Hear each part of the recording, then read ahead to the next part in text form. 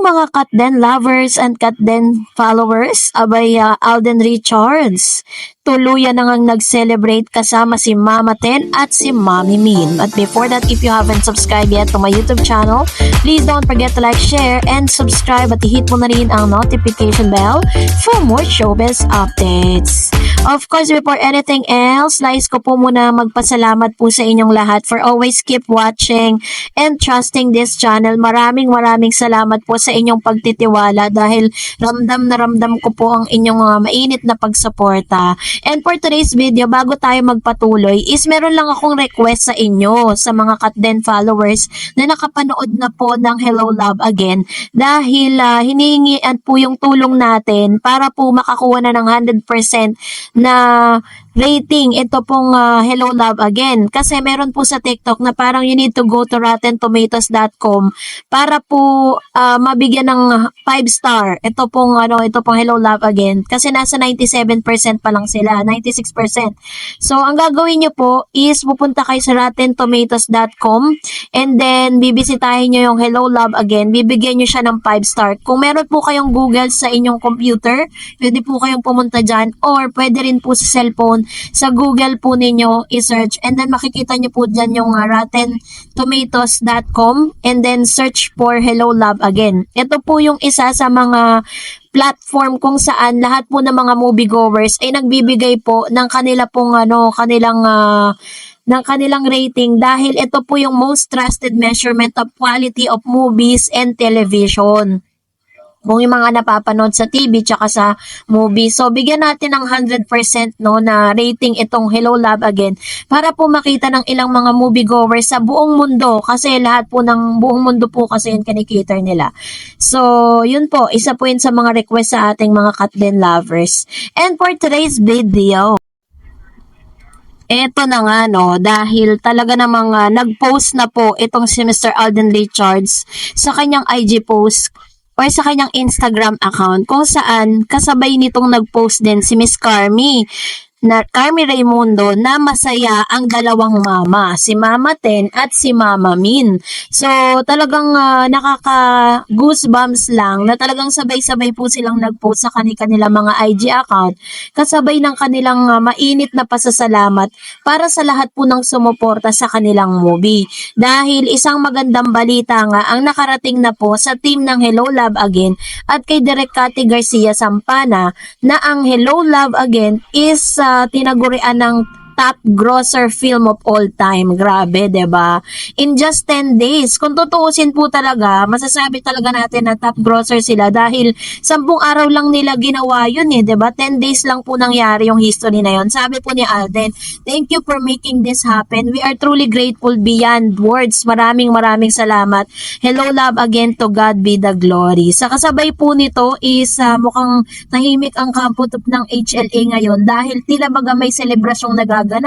Pero according po sa news, ito po ay nagkamit ng 930 million, the highest grossing Filipino film of all time. Tama nga po yung isang nag-comment na hindi raw 1.1 billion ang inabot ng rewind. Kung hindi, ito po yung mga article na nagkalat. Sabi dyan, Hello Love Again is a new time box office champion. In just 10 days, since opening in theaters last November 13, Hello Love Again, starring kapamilya actress Catherine Bernardo and Alden Richards. Ito po yung ito yung history, yung The House of Us got 845,000, and then the highest top grosser pa rin po kay Alden at kay Catherine, 880, and then dito pong sa Rewind is 925, and then ngayon 930, pero itong 924,000 ng Rewind is umabot asa yan ng isang buwan mahigit, pero sa kanila 930 million in just ilang days lang po yun, di ba? Talagang grabe po at naging positive din naman ang ilan sa mga nagkomento at talagang nakiselebrate dito po kay Alden Richards sa kanya pong post sa IG. Kung iisipin ninyo, grabe po yung blessing, umapaw talaga. Kumbaga parang this is gonna be a good karma for Catherine and Alden Richards for being so good and for being so kind to everyone. And parang habang ginagawa ko 'to, medyo teary-eye ako kasi parang feeling ko eto na yung ganti ng Diyos para kay Catherine dun sa lahat ng mga pain na pinagdaanan niya. Kaya nga 'di ba nung sa kanyang interview talagang naiyak siya kasi parang sinabi niya dun na, nobody knows kung ano yung pinagdadaanan po nila bilang artista. And gano'n din naman yung sinabi niya sa mga OFW kung gaano niya na-appreciate yung hirap po ng mga OFW just to make sure na makapag-provide sila sa kanilang pamilya. And that is really very heartwarming statement coming from those artists na talagang binigyan ng buhay at binigyan ng boses yung mga OFW na nagsasacrifice for their family, no? Pero isa sa pinakamagandang nangyari sa kanila is talagang sunod-sunod ang blessing nila, the highest top grossing film, tapos meron pa silang award, 'di ba? Yung international award na talagang masasabi mo na ang daming blessing ni Miss Catherine Bernardo and Alden Richards. Talagang kumbaga talagang umaapaw talaga yung blessing nila pag silang dalawa yung magkasama. At the same time, makikita din talaga natin na yung hirap, yung mga hardship na pinagdaanan nila is parang sa pagkakataong ito natagpuan nila yung talagang totoong home po nila, 'di ba? So congratulations Alden Richards and Catherine Bernardo and the rest of the team. Congrats din po sa lahat ng mga Katden fans na talagang nagtiyagang pumila at nagtiyagang nagpa black screening para lang po or para sa tagumpay na tinatamasa ngayon ng Hello Love Again. So ano pa kaya yung mga susunod na historical thing na gagawin nila? Siguro magiging next historical is yung wedding nila. Nangangarap na ako. Sana ganun din kayo, ano. And for that, narito naman ang ilan sa mga komento at reaction po ninyo patungkol naman sa ating latest updates. Habang nagse-celebrate tayo sa success po ng Hello Love Again, ay magre-react naman tayo sa mga komento at reaction po ninyo patungkol sa ating updates. Unahin natin ang komento mula kay Ma'am Shimalu Santos. Sabi niya, hindi ba naghahatian na sila ni Summer doon sa joint business nila? Doon na lang ay masasabi mong wala na talagang balak na makipagbalikan si Catherine sa ex. Sinong taong babalikan yung taong daig pa ang commander na nakapagmando lahat ng gagawin mo? Strong si Catherine at talagang makamove on na siya. At patunay din na hindi si Catherine ang nagloko tulad ng mga sinasabi ng mga kulto ni Summer. Bakit gusto niyang suyuin ulit? O dahil talagang narcissist ang gusto lang niya ay yung mabalik ang kasikatan niya, hindi dahil mahal niya si Catherine. Ayan. So, ito po yung kanyang komento, sabi ni Ma'am Shimalu Santos, dahil syempre kahit naman talaga sino is iisip ano ba talagang real purpose ni DJ, no? Parang gusto niyang balikan itong si Catherine. Diba? Tayo po na parang wala naman tayo sa posisyon, pero syempre nasasaktan tayo per cut. Tama naman yung sinabi ni Ma'am Shimalu Santos, 'di ba? Na parang sino ba naman yung gusto talaga na okay ka na naka-move on ka na tapos biglang babalik ka pa ba sa taong nagbigay ng sakit sa'yo, 'di ba? Na parang doon mo lang kung gaano kanya pinasaya for so many years is sa isang iglap, grabe po yung sakit na dinanas niya. At the same time, yung mga tao na parang naniniwalang si Catherine daw ang may kasalanan. My God. Sabi ni Regela Modo, kaya gusto ni Daniel na magbalikan sila kasi hindi na sikat si Daniel at para hindi mahati ang naipundar nila ni Kat. Wala nang Kat din. Wala na Kat din na. And sabi ni Miss Marisa Roque, laban lang palagi Alden. Yan. Alam niyo po, tulad ng sinabi ni Ma'am Shimalu, totoo po 'yon na nagkaroon na ng hatian kasi may mga business sila na parang parang magkasosyo sila. And after po ng lahat, yung attorney or yung abogado po ni Miss Catherine ang nakipag-usap sa kampo po ni Daniel para magkaroon na nga ng hatian doon po sa mga naipundar po nilang business together. So, ganun po 'yon. Sabi ni Miss Madeline Kagiwa, "Hi Ma'am Dareds, wag nang lingunin ni Catherine Bernardo si Daniel kasi ang laki na ng pinagbago ni Catherine Bernardo ngayon. Simula nang makawala siya kay Daniel Padilla, dyan na lang kay Alden Richards kasi perfect si Alden sa kanya." Yun, to naman yung kanyang komento patungkol sa bagay na ito. Totoo naman, 'di ba? Parang what's the point na parang kahit suyuin pa siya, kahit paligawan siya ulit or whatever, 'di ba? Dapat mag-isip-isip At nakikita rin naman natin na parang wala na rin talagang balak si Catherine na bumalik pa, no? So, pero sabi ko nga sa inyo, at the end of the day, it's all about Catherine Bernardo at di natin pwedeng panghimasukan yung yung damdamin niya, 'di ba? Yung kanyang magiging desisyon. Pero kung magiging matalino siya at gagamitin niya yung utak niya, 'di ba? Gagamitin ni Miss Catherine Bernardo. Kasi yung pain na dinanas niya noon, ginagamit na bilang inspirasyon ngayon eh. Sabi ni Miss Essel Stage, HLA na ngayon ang highest grossing. Nag-post ng Star Cinema na surpass na nila ang kita ng Rewind. Nakaka-proud.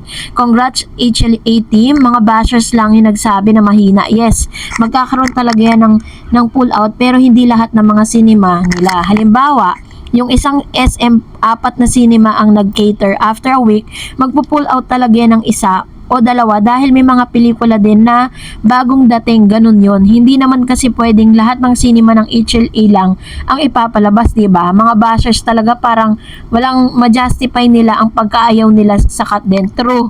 Totoo naman, diba? Yun po ang reality. Syempre, business po yan eh. Sa unang pasada po or paglabas po ng HLA, sa isang sinihan kasi 3 or sa isang mall 3 cinema or 4 cinemas ang binibigay po sa HLA. Syempre nga naman, 'di ba, may mga bagong movies na kailangan din kumita. And ganyan talaga mga bashers, may masabi lang, 'di ba, na para sa ikakapangit nga ng Kat din. Gano'n naman talaga sila.